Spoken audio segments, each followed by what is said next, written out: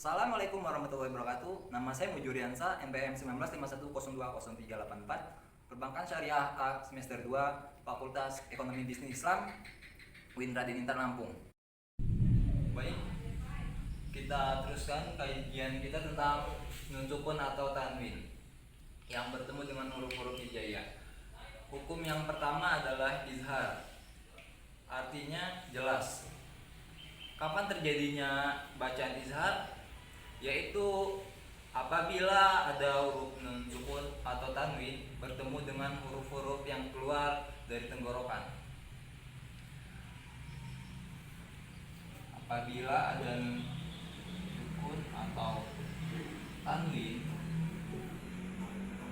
bertemu dengan 6 huruf yang keluar dari tenggorokan, yaitu hamzah, ha, ain, oin, dan o. Hamzah, ha, ain, oin, dan o. Huruf-huruf ini keluar dari tenggorokan atau bahasa Arabnya adalah halqun. Nama izhar ini bisa disebut juga dengan izhar halqi.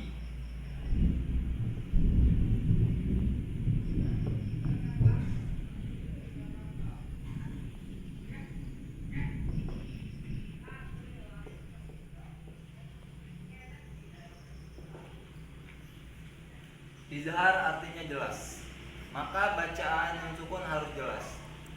Jelas artinya tanpa adanya dengungan sama sekali, tidak dimasukkan kemana-mana, dan juga keluar dari mahrojnya nunnya dengan jelas. Contohnya nun sukun bertemu dengan hamzah.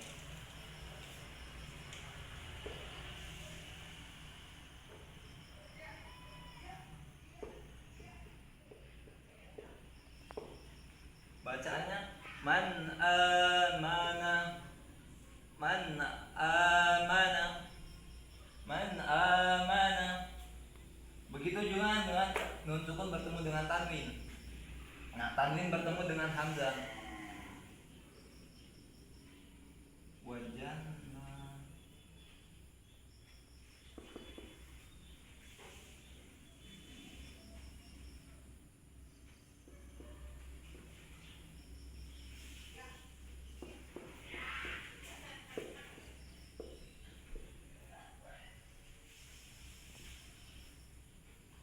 wajannatin alfafa, wajannatin alfafa, tin alfafa.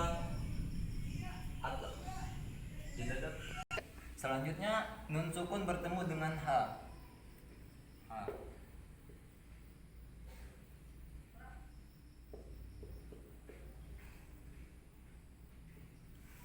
Minha, minha. Kemudian contohnya juga ada lagi.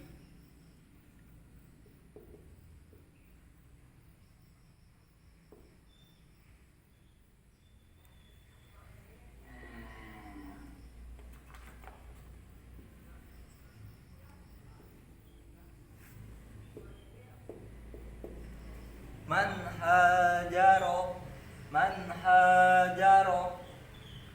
Tidak ada.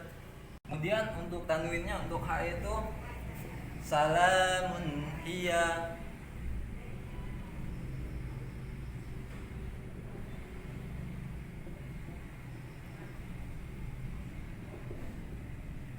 salamun hiya. Kemudian contohnya nun sukun ketemu dengan ain, an'amta, an'amta. Kemudian min ainin, min ainin. Kemudian untuk tanwin sami'un alim.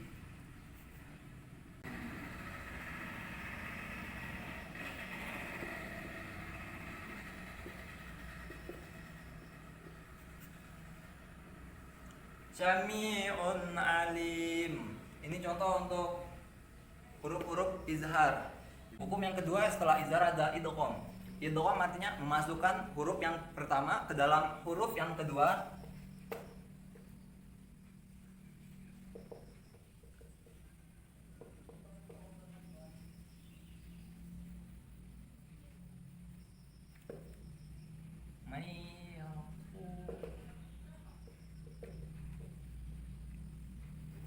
May yakulu, man yakulu menjadi may yakulu. Inilah yang disebut dengan huruf bertasdid. Idgham di sini ada dua, yaitu idgham biguna dan idgham bilaguna. Idgham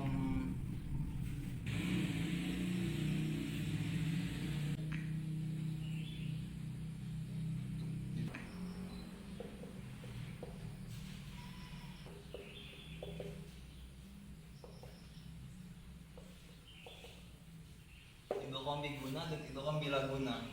Idgham biguna artinya dimasukkan dan disertai dengan dengung. Apabila ada nun sukun atau tanwin bertemu dengan empat huruf, yaitu ya, nun, mim, dan waw, dan mu. Contoh dari nun sukun bertemu dengan ya, seperti contoh awal tadi ya.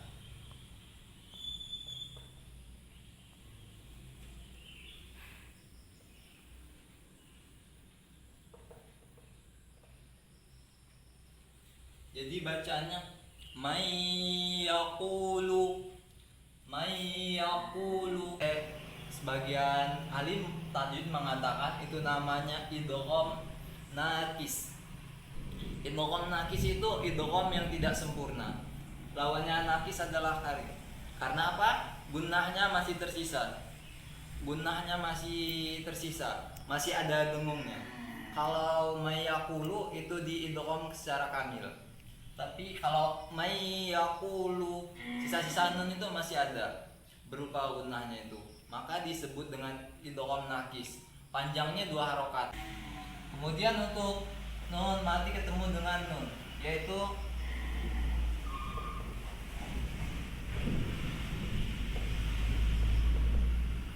min nasyir. Contoh nun sukun bertemu dengan lam, yaitu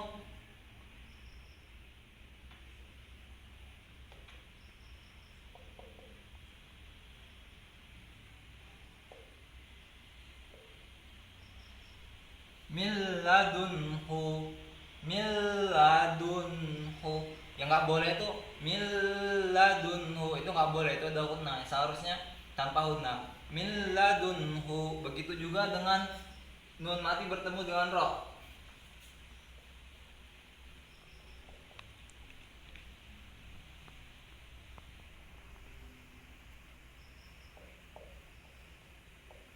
Mir rabbihim. Yang nggak boleh itu mir rabbihim. Seharusnya mir rabbihim itu tanpa dengungan. Lanjutkan kajian kita yang ketiga, yaitu nun sukun dan tanwin. Yang ketiga itu adalah iklab. Iklab ini artinya dari yaklaba, qalibu, yaklaban. Artinya membalik, merubah nun sukun menjadi mim sukun, yaitu nun sukun menjadi mim sukun. Bacaan iklab adalah bacaan ketika ada nun sukun atau tanwin. Nun sukun atau tanwin bertemu dengan huruf ba. Contohnya nun mati ketemu dengan ba di dalam mim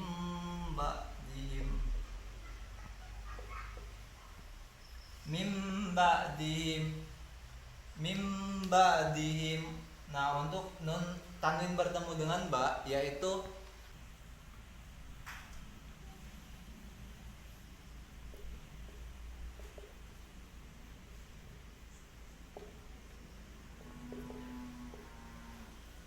Syami'un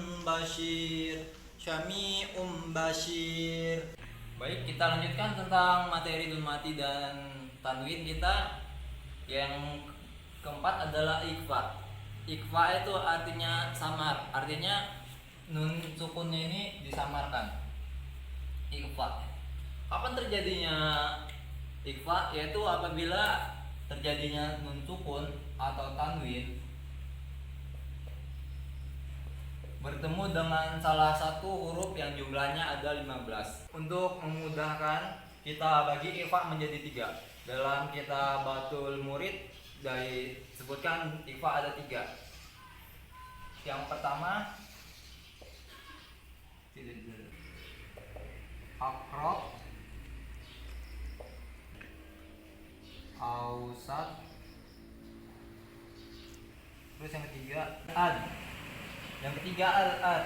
Akrab ini yaitu hurufnya dal, ta, to. Contohnya itu dal, min dunillah, min dunillah.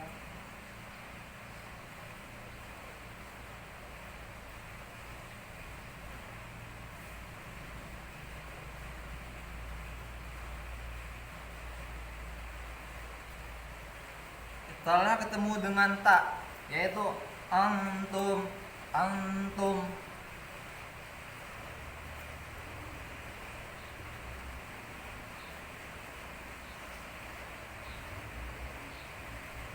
Antum. Nah, untuk tonya min toibat, min toibat. Kita langsung mempersiapkan huruf sebelumnya. Dal, tato itu terlalu dekat dengan nun, dia tidak terlalu jauh. Al-ad ini jauh. Ausat ini tidak terlalu jauh.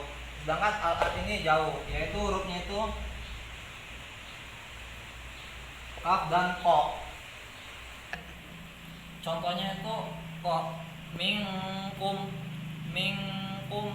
Begitu juga dengan ko, min qabli. Nah, kemudian kalau ausat ini selain dari ini, selain bel, tato, kaf dan kof, maka nun sukun dipersiapkan untuk huruf-huruf sebelumnya.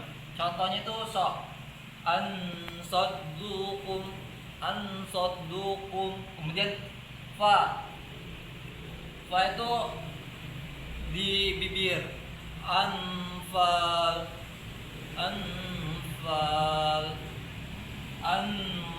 anfusikum.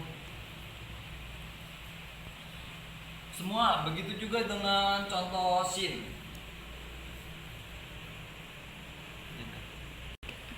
Min syai'atikum, min syai'atikum. Nah, demikianlah huruf nun sukun atau nun sukun atau tanwin. Selanjutnya ke huruf hukum mat. Baik, untuk yang selanjutnya adalah hukum mat. Hukum mat itu berarti melebihkan atau tambahan. Sedangkan menurut istilah adalah memperpanjang atau memanjangkan bacaan pada saat bertemunya dengan huruf-huruf hijaiyah yang termasuk ke dalam hukum mat. Biasa dikatakan hukum mat itu sebagai hukum yang digunakan untuk mengatur panjang atau pendek suatu bacaan di dalam Al-Quran. Hukum mat ada 2, yaitu mat far'i dan mat tobi'i. Mat tobi'i. Mat tobi'i ini merupakan salah satu cabang dari mat yang merupakan hukum mat alami atau asli. Panjangnya 2 harokat atau 1 alif.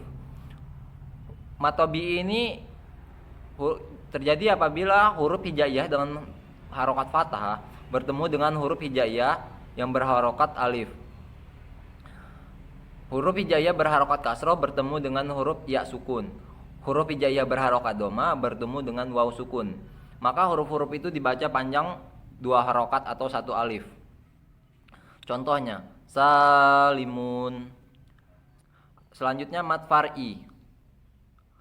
Mat far'i adalah mat turunan dari mat tobi'i atau hukum mat selain dari mat tobi'i. Yang pertama ada mat badal. Mat badal ini salah satu cabang dari mat far'i. Mat yang pertemuan huruf-hurufnya sama dengan hukum mat tobi'i. Dan ini sering dikira sebagai hukum dari mat tobi'i. Untuk memudahkan kita dalam mengingat dan memahami hukum mat badal, yaitu dengan paham dahulu tentang mat tobi'i. Jika sudah paham, maka jika ada alif maka hukumnya bukan mat tobi'i tetapi mat badal. Contohnya tusqomin ainin aniyah. Selanjutnya mat jaiz munfasil. Secara bahasa jaiz berarti boleh, munfasil berarti terpisah. Jadi mat jaiz munfasil ini terjadi ketika ada huruf mat tobi'i bertemu dengan huruf yang berharok hijaiyah alif yang berharokat dengan fathah, domah maupun kasroh. Cara membaca mad jaiz munfasil ini yaitu boleh 2 harokat, 4 harokat maupun 6 harokat. Contohnya, inna anzalnahu fi lailatul qadr. Selanjutnya mad wajib mutasil. Mad wajib mutasil ini secara bahasa mad berarti panjang, wajib berarti harus, dan mutasil berarti bersambung. Hukum dari mad wajib mutasil ini terjadi ketika huruf hijaiyah mad tabi'i bertemu dengan huruf hijaiyah berharokat fathah, domah, kasroh, dan inti utama dari mad wajib mutasil ini yaitu huruf mad tabi'i bertemu dengan huruf hamzah dan dalam satu kata atau bersambung. Cara membacanya yaitu 6 harokat atau 3 alif. Contoh dari mad wajib mutasil yaitu wa amma sya'ila fala taqhar. Selanjutnya mad arid li sukun. Mad arid li sukun ini untuk memanjangkan satu bacaan ketika berhenti atau wakof, baik berhenti di tengah maupun berhenti di awal. Yaitu menurut bahasa mad berarti panjang, arid berarti bertemu, li karena, dan sukun berarti mati. Jadi hukum mad arid li sukun ini terjadi ketika huruf mad tabi'i bertemu dengan huruf hijaiyah hidup berharokat fathah, kasroh, domah, baik fathah kain, kasroh tain maupun domah tain, dan ada dalam satu kalimat. Panjang dari mad arid li sukun ini 2 harokat, 4 harokat maupun 6 harokat. Cara membacanya yaitu dipanjangkan dulu huruf hijaiyah mad tabi'inya. Setelah huruf hijaiyah terakhir mengunci bacaan, maka tidak boleh didengungkan. Contohnya ta'lamuna menjadi ta'lamun. Selanjutnya matlin atau mat lain. Matlin atau mat lain ini merupakan salah satu dari 13 bagian hukum mat far'i yang kunci untuk mengingatnya yaitu matlin ini huruf yaw dan ya dan waw. Dan ini hampir bahkan sama dengan huruf dari hukum mad tabi'i. Akan tapi yang menjadi beda tanda garis harokat, dan hukum dari matlin ini tidak berlaku bagi huruf hijaiyah alif. Matlin ini berguna ketika bacaan berhenti atau wakof di tanda berhenti pada ujung ayat, dan hukum ini pun berlaku walaupun ketika ada ingin berhenti di tengah-tengah ayat dikarenakan terpaksa. Hukum matlin ini terjadi ketika ada huruf berharokat fathah bertemu dengan huruf hijaiyah waw sukun atau ya sukun di dalam satu kata dan dengan satu huruf sesudahnya. Cara membaca matlin atau mat lain ini dengan cara membaca huruf berharokat fathah lebih dulu, kemudian langsung disambung dengan huruf waw sukun atau ya sukun. Dengan caranya dibaca panjang. Panjangnya 2 harokat, 4 harokat maupun 6 harokat. Contohnya itu maut. Selanjutnya mad lazim mutawal, mad lazim atau mad lazim mutawal atau mad lazim musaqal kilmi. Mad lazim mutawal atau mad lazim musaqal kilmi ini 13 dari hukum mad far'i yang sebagaimana memahami hukum-hukum mad far'i yang lain, kunci utama dalam mad lazim musaqal kilmi yaitu hukum mad tabi'i. Secara bahasa mad lazim ini merupakan pasti, kilmi berarti perkataan, musaqal berarti diberatkan, dan mutawal dipanjangkan. Hukum dari mad lazim musaqal kilmi ini ketika ada huruf mad tabi'i bertemu dengan huruf hijaiyah yang bertasydid. Tanda baca tasydid yang dimaksud dalam pembahasan untuk mad lazim ini tasydid asli atau bukanlah tasydid hukum. Panjang bacaan dari mad lazim ini 6 harokat atau 3 alif. Tandanya mirip dengan pedang. Cara membacanya itu membaca dengan dipanjangkan dulu huruf hijaiyah mad tabi'i sekitar 6 harokat, kemudian masuk ke dalam hukum yang bertasydid. Contohnya itu walad dolin dhallin. Selanjutnya hukum mat lazim mukhafafah harfi. Lazim berarti wajib, harfi berarti huruf, dan mukhafafah berarti ringan. Mat lazim mukhafafah harfi ini biasanya berada di awal ini surat. Contohnya itu alif lam mim. Selanjutnya mat iwat atau anit tanwin. Mat iwat sering juga disebut dengan mat iwat anit tanwin. Salah satu dari cabang mat far'i. Secara bahasa mat iwat ini berarti wakof yang terjadi pada huruf alif sebagai pengganti dari fathah tain. Panjangnya yaitu 2 harokat atau 1 alif. Cara membacanya itu dengan menghilangkan tanwin dan menjadi huruf asli. Sama seperti mat tobi'i. Contohnya itu hisab minallahi qalila. Mat iwat ini tidak berlaku ketika huruf mim atau ketemu dengan huruf hijaiyah, mim, nun, waw, dan ya. Maka berlaku huruf idgham bigunah. Jika ketemu huruf lam dan ro, maka yang berlaku adalah idgham bila gunah. Sedangkan jika bertemu dengan huruf ba, maka yang berlaku adalah iklab. Sedangkan jika bertemu dengan alif, ain, ghain, ha, kha, ha, hamzah, maka yang berlaku adalah izhar. Dan juga bertemu dari 15 huruf hijaiyah, yaitu ikhfa hakiki.